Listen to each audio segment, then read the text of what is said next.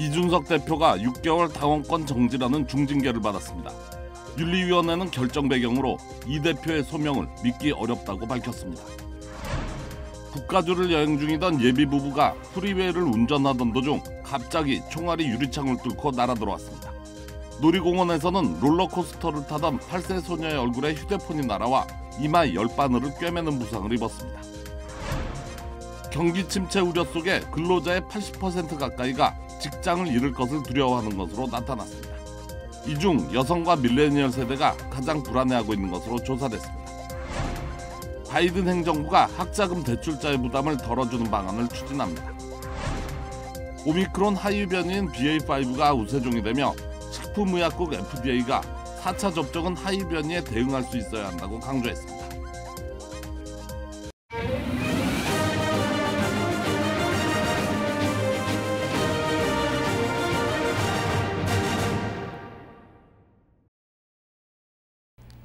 시청자 여러분 안녕하십니까? KBS 아메리칸 뉴스입니다. 국민의힘 윤리위가 성상납 증거인멸 교사 의혹을 받은 이준석 대표에 대해 6개월 당원권 정지 결정을 내렸습니다. 윤리위는 이 대표가 당원으로서의 품위 유지 의무를 위반했다고 판단했습니다. 첫 소식 박경준 기자가 보도합니다. 오늘 새벽까지 이어진 8시간 마라톤 회의. 국민의힘 윤리위원회가 이준석 대표에 대한 중징계를 의결했습니다. 집권 여당 대표에 대한 초유의 징계 결정입니다. 국민의힘 당대표 이준석, 국민의힘 중앙윤리위원회는 상기인에 대하여 당원권 정지 6개월을 의결하였습니다. 윤리위는 이 대표가 측근인 김철근 당대표 정무실장을 통해 자신의 형사사건에 대한 증거인멸을 조사한 것으로 판단했습니다. 자신은 몰랐다며 윤리위에 직접 참석해 3시간 가까이 소명한 이 대표의 말은 믿기 어렵다고 결론 내렸습니다. 관련 녹취록과 통화 내용, 언론 보도 등을 종합적으로 검토했을 때 김 실장이 성상납 의혹 제보자에게 7억 원의 투자각서를 써준 것에 이 대표도 연루되어 있다고 본 겁니다. 이준석 당원의 위 소명을 믿기 어렵다고 판단했고, 이에 따라 이준석 당원은 윤리규칙 제4조 품위유지 의무 위반을 한 것으로 결정했습니다. 다만 윤리위는 징계 심의 대상이 아닌 성상납 의혹에 대해선 판단하지 않았다고 발표했습니다. 징계 수위에 대해서는 이 대표의 당에 대한 기여와 공로를 참작한 결과라고 밝혀 정상 참작이 있었음을 시사했습니다. 이 대표에 앞서 징계 심의를 받은 김 실장에 대해선 당원권 정지 2년의 중징계가 내려졌습니다. 더불어민주당은 국민의힘 윤리위의 중징계 결정을 사필 규정이라 평가하며 이 대표와 국민의힘을 향해 국민께 석고대죄를 하라고 비판했습니다. KBS 뉴스 박경준입니다. 국민의힘 윤리위는 김철근 실장의 사건 무마 시도와 이 대표가 이에 개입했다는 의혹을 사실상 인정했습니다. 이어서 신선민 기자입니다. 이준석 대표는 윤리위 출석을 앞두고 마음이 무겁고 허탈하다면서 눈시울을 붉히기도 했습니다. 3월 9일 날 대선 승리를 하고도 저는 어느 누구에게도 축하를 받지 못했으며 어느 누구에게도 대접받지 못했으며 3시간 가까이 이루어진 소명 절차를 마치고 나선 성실하고 정확하게 임했다고도 했습니다. 윤리위에서 질문하신 내용들 제 관점에서 정확하게 소명했다고 이렇게 생각합니다. 하지만 윤리위는 초유의 중징계 결정 배경으로 이 대표의 소명 내용을 믿기 어려웠다고 밝혔습니다. 7억 원 투자 증서와 사건 무마 사이에 대가성이 없다고 한 김철근 실장의 소명도 믿기 어렵다고 판단했습니다. 사실 확인서와 투자 증서가 같은 날 같은 장소에서 작성된 점, 녹취록에서 제보자가 김 실장에게 투자 약속 이행을 요구했는데 이에 김 실장이 특별히 이의 제기를 하지 않은 점 등을 근거로 들었습니다. 김 실장의 증거인멸 혐의도 인정되고 이를 교사한 이 대표의 혐의도 함께 인정된다는 겁니다. 언론에 공개된 각종 사실 자료 등을 종합적으로 고려했을 때 김철근 당원의 위 소명을 믿기 어렵다고 판단했고, 다만 이 대표의 성상납 의혹 사실규명은 윤리위가 판단을 내리지 않으면서 경찰로 넘어가기도 했습니다.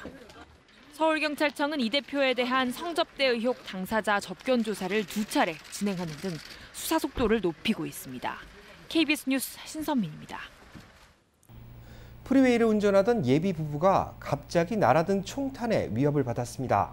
한 놀이공원에서는 롤러코스터를 타던 8살 소녀의 얼굴에 휴대전화가 날아오는 사고가 발생했습니다. 박시문 기자가 취재했습니다.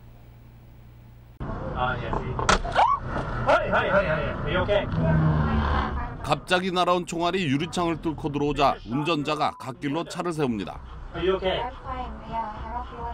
국가조 580번 프리웨이 선상에서 일어난 일입니다. 결혼을 앞둔 예비 부부는 오클랜드로 여행을 떠났다가 프리웨이를 운전하던 도중 갑자기 총알이 유리창을 깨고 들어왔습니다. 총알은 조수석에 있던 예비 신부를 간신히 피해 뒷좌석의 유리창에 꽂혔고 다행히 부상자는 나오지 않았습니다. 예비 남편인 운전자는 당시 앞에 2대의 차량이 있었고 흰색 차량 한 대가 검은색 벤츠 차량에 총격을 가하며 급회전했다고 전했습니다. 곧바로 4발의 총성이 들렸고 이 중 한 발이 차량으로 날아들어왔다고 증언했습니다. 캘리포니아 고속도로 순찰대 CHP는 이번 사건을 조사하고 있으며 아직까지 용의자들은 찾지 못하고 있습니다. 유명 유원지 매직마운틴에서는 8살 소녀가 롤러코스터를 탔다가 앞에서 날아오는 휴대폰의 얼굴을 맞아 부상을 입었습니다. 8살 소녀 에비는 독립기념일 연휴를 맞아 가족들과 함께 발렌시아의 매직마운틴을 찾아 트위스티드 컬러서스라는 롤러코스터를 탑승했습니다. 놀이기구를 타던 도중 에비는 갑자기 비명을 질렀는데 앞자리에 탑승했던 승객이 휴대전화를 놓치면서 전화가 날아와 에비의 이마에 부딪혔습니다. 응급실로 옮겨진 에비는 병원에서 열바늘을 꿰매야 했습니다.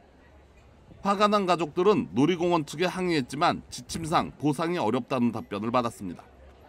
이후 가족들은 지역 경찰인 산타클라라 셰리프를 찾았지만 범죄가 아닌 이유로 도와줄 수 없다는 답변만 받았습니다. 에비의 가족들은 결국 아무런 보상도 받지 못한 채 평생 지울 수 없는 상처만 소녀의 얼굴에 남게 됐습니다. KBS 뉴스 박시몬입니다. LA 카운티 셰리프국이 오늘 대대적인 기습 단속을 통해 추적이 불가능한 이른바 고스트건 90여 정을 대량 압수했다고 밝혔습니다. 치안당국은 이번 단속은 법원의 영장을 발부받아 진행됐으며 전국적으로 늘고 있는 총기 사건을 억제하기 위한 목적으로 이루어졌다고 발표했습니다. 고스트건은 1년 번호가 없기 때문에 총기 사고가 발생해도 총기 유입 경로를 파악하기 어렵습니다. 이번 단속에는 고스트건 외에도 캘리포니아주에서 유통이 금지된 대용량 탄창과 천여 발의 탄약, 마약류도 압수됐습니다. 수사당국은 아직까지 구체적인 용의자의 신원은 밝히지 않은 채 고스트건으로 총기 난사 범행 계획을 세웠는지 중점적으로 조사하고 있다고 전했습니다. 경기 침체에 대한 우려가 점차 높아지고 있습니다. 이런 가운데 근로자 중 약 80%가 직장을 잃을 것을 두려워하고 있는 것으로 조사됐습니다. 보도에 김경일 기자입니다. 인력정보조사 매체 인사이드 글로벌이 근로자 1,000명을 대상으로 설문조사한 결과 5명 중 4명은 경기 침체로 직장을 잃을까 두려워하고 있다고 답했습니다. 또 2명 중 1명은 해고되지 않더라도 임금이 깎일 것을 걱정하고 있다고 답했습니다. 현재 경제 상황과 관련돼서는 대부분의 근로자가 이미 경기 침체가 시작됐다고 생각하고 있으며 현재 직장이 불황을 견디지 못할 것으로 보고 있는 것으로 나타났습니다. 이와 함께 근로자의 56%는 경기 침체에 대비한 자금 여력이 없고 어떻게 대비해야 할지 모른다고 답했는데 특히 29에서 41살 사이의 밀레니얼 세대와 여성 근로자들의 경제적 불안감이 가장 큰 것으로 분석됐습니다. 경영진에 대한 조사에서는 87%가 불경기가 닥칠 경우 직원들을 해고할 수도 있다고 답했습니다. 실제로 올 들어 넷플릭스는 450명을 해고했고 부동산 플랫폼 레드피는 인력의 6%인 470명을 떠나보냈습니다. 크런치베이스에 따르면 올 상반기 테크업계에서만 2만 4천 명 이상이 해고된 것으로 나타났습니다. 경제학자들은 연준의 금리 인상으로 1년 이내 경기 침체를 예측하고 있습니다. 물가 상승 속도가 임금 상승 속도를 앞질러 소비가 줄면 기업의 수입 감소로 이어질 수 있기 때문입니다. 오늘 발표된 지난주 신규 실업수당 청구 건수는 23만 5천 건으로 전주보다 4천 건 증가해 전문가 전망치 23만 건을 상회했습니다. 이는 오미크론 변이가 유행하던 지난 1월 이후 가장 높은 수준으로 뜨거웠던 노동시장 상황이 점차 식고 있음을 보여주는 지표로 분석됩니다. KBS 뉴스 김경일입니다. 바이든 행정부가 학자금 대출자의 부담을 덜어주는 방안을 추진합니다. 교육부는 기존 학자금 지원제도 수혜자를 확대하는 방안이 보다 구체화되고 있다고 밝혔습니다. 학자금 채무를 면제해주거나 상환에 대한 부담을 완화해주는 것이 목적인데 민주당의 강력한 요구에 따른 겁니다. 민주당은 학자금 대출자 4,340만여 명의 채무 면제를 승인해야 한다고 주장하고 있는데 바이든 대통령에 대한 압박 수위도 점점 높이고 있습니다.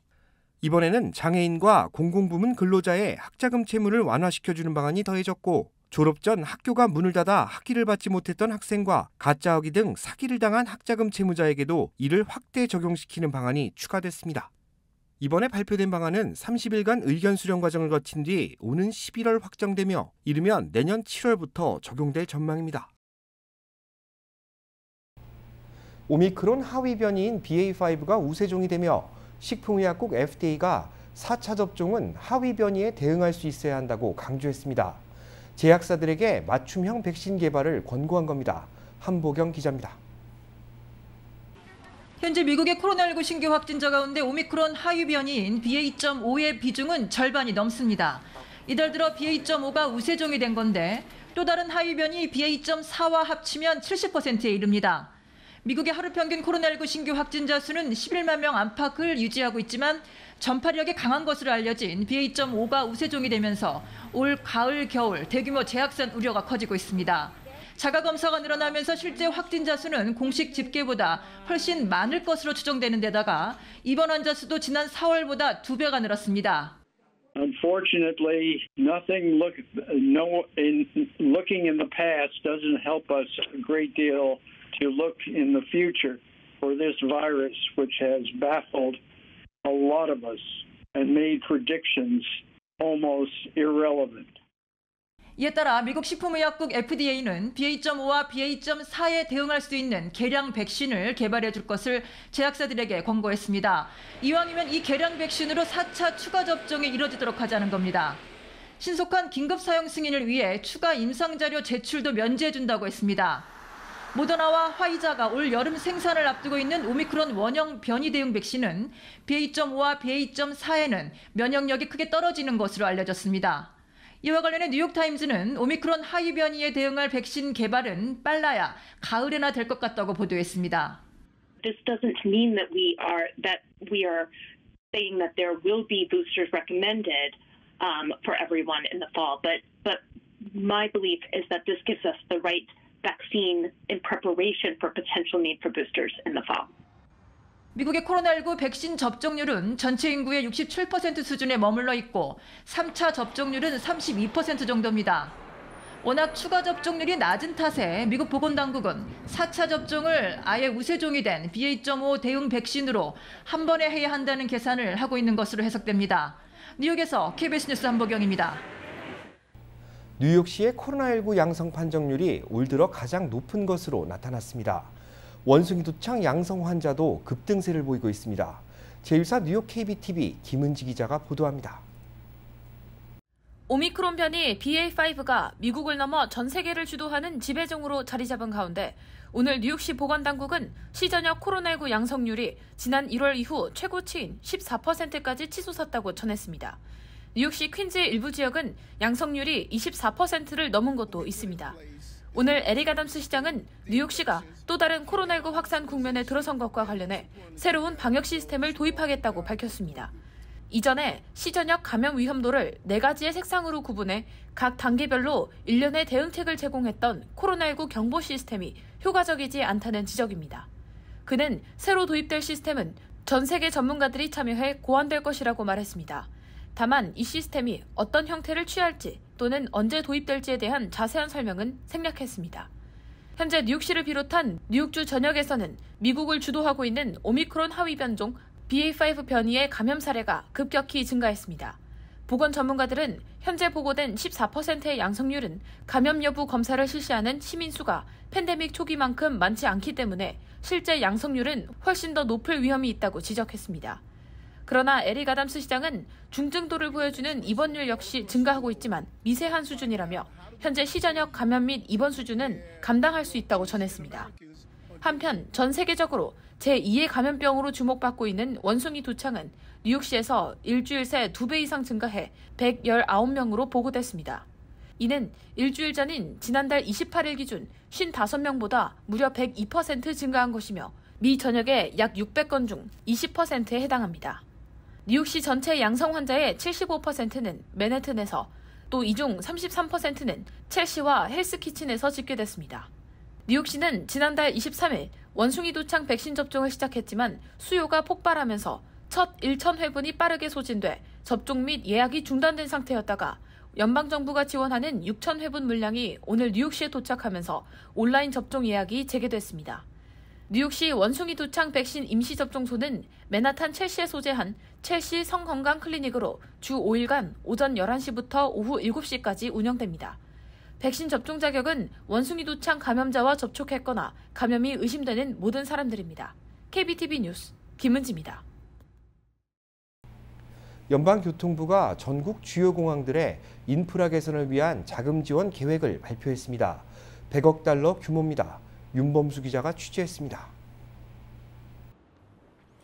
공항 개선을 위한 기존 예산이 주로 활주로와 관제탑, 터미널 등의 운항시설 개선 위주였다면 이번 지원 예산은 터미널로 향하는 진입로 확대, 전기차 충전시설 확충, 수화물 시스템 교체와 이용객 편의시설 확충 등 전반적인 인프라 개선에 초점이 맞춰져 있습니다. These grants are going to help expand and improve terminals, make them more energy efficient and safer, and make them more accessible for travelers with disabilities. 지원금은 각 지역 공항별로 다릅니다. 보스턴 로건 국제공항이 가장 많은 6,200만 달러의 지원금을 받고 덴버 국제공항 6천만 달러, 플로리다 올랜도 국제공항도 5천만 달러의 기금이 투입됩니다. 그 밖에 상대적으로 작은 디트로이트와 필라델피아, 롱비치 공항에도 각각 2천만 달러가 지원됩니다. 서부 지역에서는 LA 국제공항이 가장 많은 5천만 달러의 자금을 지원받았습니다. 오는 2028년 열리는 LA 하계올림픽에 맞춰 현재 진행 중인 대규모 보수공사에 더해 8개 터미널로 향하는 진입로드를 전면적으로 개선하는 데 사용될 예정입니다. By the end of next year, the end of this line will go to a building where we consolidate our car rental, Mr. Secretary. It's only slightly smaller than the Pentagon, a building you can see from space, and you can drop somebody off coming off the 405, get back on the 405, and you don't even have to come down Century Boulevard. 연방 인프라 예산은 미 전역 85개 공항을 대상으로 지급됩니다. 미국으로 들어오는 모든 관문들의 현대화 작업을 통해 관광과 일자리 창출, 나아가 미국 경제 회복의 토대를 마련하겠다는 계획입니다. LA 국제공항에서 KBS 뉴스 윤범수입니다. 라스베이거스와 인천을 오가는 국적 항공편의 운항이 재개됩니다. 대한항공은 오는 10일부터 라스베이거스와 인천을 오가는 항공편을 재개한다고 밝혔습니다. 지난 2020년 3월 팬데믹 사태 이후 2년 4개월 만에 운항이 재개되는 것인데 점차 늘고 있는 여행객 수요에 따른 조치입니다. 라스베이거스와 인천에 있는 대한항공 노선에는 A330 200기종이 투입됩니다. 이 노선은 매주 수요일과 금요일 그리고 일요일 주 3회 운항됩니다. 인천 출발편은 서울 시간으로 오후 2시 10분 출발해 라스베이거스에 오전 10시 10분 도착하며 라스베이거스 출발편은 오후 12시 10분에 출발해 다음날 오후 5시 40분 인천에 도착합니다. 내년 10월 오렌지 카운티에서 개최되는 세계 한상대회 대회장에 하기환 한남체인 회장이 선임됐습니다. 재외동포재단은 제21차 세계 한상대회장에 하기환 한남체인 회장을 선임했다고 밝혔습니다. 하기환 대회장은 대표적인 1세대 한상으로 그동안 LA 한인회장과 LA 한인상공회의 소장을 역임한 공로를 인정받아 대회장에 선임됐다고 재외동포재단은 전했습니다. 세계 최초로 해외에서 치러지는 21차 세계 한상대회는 내년 10월 11일부터 14일까지 오렌지 카운티 애너하임 컨벤션 센터에서 개최됩니다. 러시아군이 도네츠크 주요 요충지에 대한 공세를 강화하는 한편 흑해 요충지인 뱀섬을 미사일 공격했다고 밝혔습니다. 우크라이나는 현대식 미사일 방어 시스템을 지원해달라고 요청했습니다. 김귀수 기자입니다. 러시아군의 화력이 집중되고 있는 곳은 도네츠크주의 핵심 요충지인 슬라비안스크와 크라마토르스크입니다. 두 도시의 중심부에 러시아군이 매일 미사일 공격을 퍼붓고 있고 사상자가 속출하고 있다고 우크라이나 당국은 밝혔습니다. 러시아군은 흑해의 요충지 즈미니 섬, 이른바 뱀섬에도 미사일 공격을 가했다고 밝혔습니다. 앞서 우크라이나군은 이 섬을 장악했다고 밝혔습니다. 러시아군의 이번 공격은 뱀섬이 여전히 자신들의 영향력 아래에 있다는 걸 과시하기 위한 것으로 해석됩니다. Самолетом ВКС России был немедленно нанесен удар высокоточными ракетами по острову Змеиный, в результате которого часть украинских военнослужащих была уничтожена. 이와 관련해 젤렌스키 우크라이나 대통령은 키이우를 방문한 미국 상원 의원들과 만나 현대식 미사일 방어 시스템 지원을 요청했습니다. 미사일 공격을 퍼부어 목표물을 초토화시킨 뒤 병력을 투입하는 러시아의 전술에 맞서기 위해선 현대적 방공망이 필수라는 겁니다. Перш за все, щоб Конгрес підтримав Україну щодо постачання Україні сучасних протиповітряної оборони, забезпечити саме такі безпекові заходи, щоб наші люди не боялися жити в Україні. 젤렌스키 대통령은 아이들이 9월에 학교로 돌아가기 위해선 하늘의 안전이 우선돼야 한다고 강조했습니다. 베를린에서 KBS 뉴스 김기수입니다.